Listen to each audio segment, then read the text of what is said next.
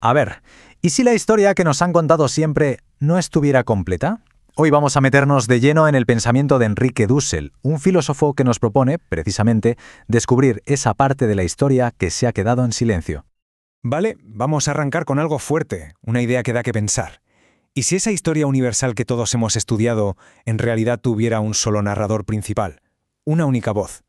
Es que esta pregunta, esta simple pregunta, es el motor de toda la filosofía de Dussel. Claro, para poder entender lo que nos propone Dussel, lo primerísimo es saber quién es ese narrador dominante. Y él le pone un nombre muy claro, el problema del eurocentrismo.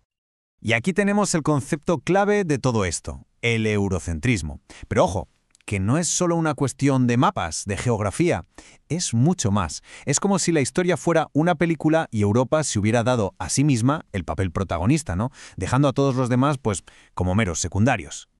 Fijaos, esto lo explica a la perfección. Se crea como una división muy clara. Por un lado, tenemos un centro, que es Europa, la modernidad, lo que se considera lo principal, y por otro, todo lo demás pasa a ser la periferia. O sea, lo que hoy solemos llamar el sur global, los pueblos colonizados, los que históricamente han quedado en un segundo plano.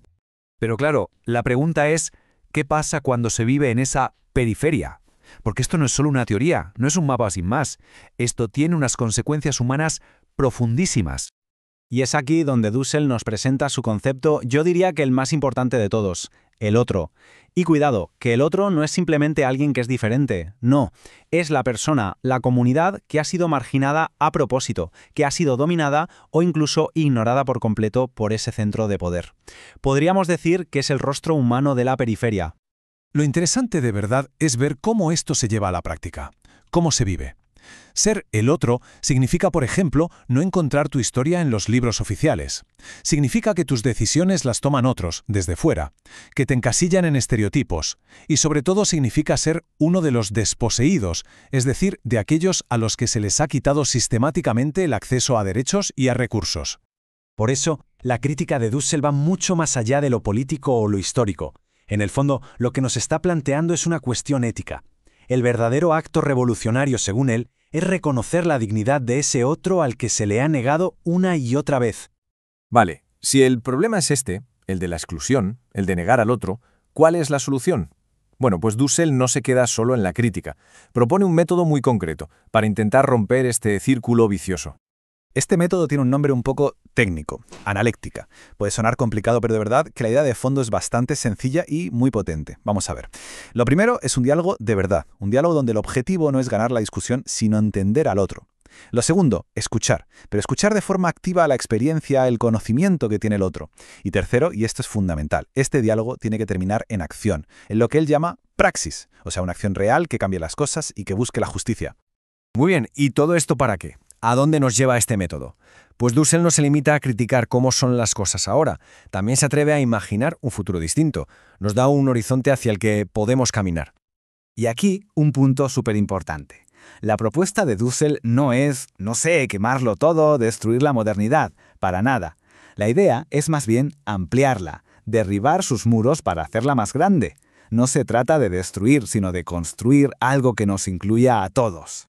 Ese mundo más grande, él lo llama transmoderno, y sería básicamente un mundo que por fin valora e integra todo ese conocimiento que el eurocentrismo dejó tirado por el camino. El saber de los pueblos indígenas, la sabiduría popular, las filosofías no occidentales, en fin, todas esas voces que la historia oficial ha intentado callar. Vale, todo esto suena muy bien en la teoría, ¿verdad? Pero, ¿cómo se come esto en el día a día? ¿Cómo lo aplicamos? Vamos a ver de qué manera esta ética filosófica se puede llevar a la práctica, hoy mismo.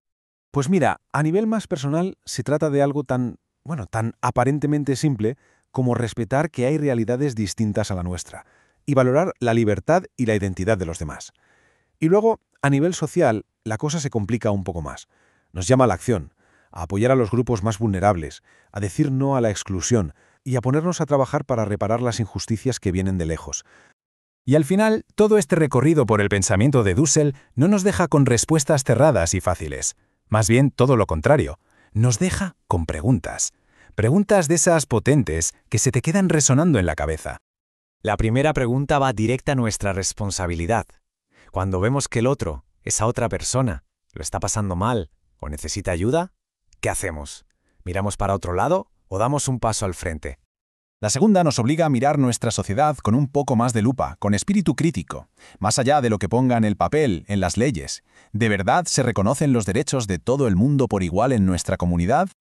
Y para terminar, la que quizás es la pregunta más íntima, más personal de todas. En nuestro día a día, en nuestras relaciones, ¿tratamos a los demás como personas completas, con su propia voz, su propia historia y su dignidad?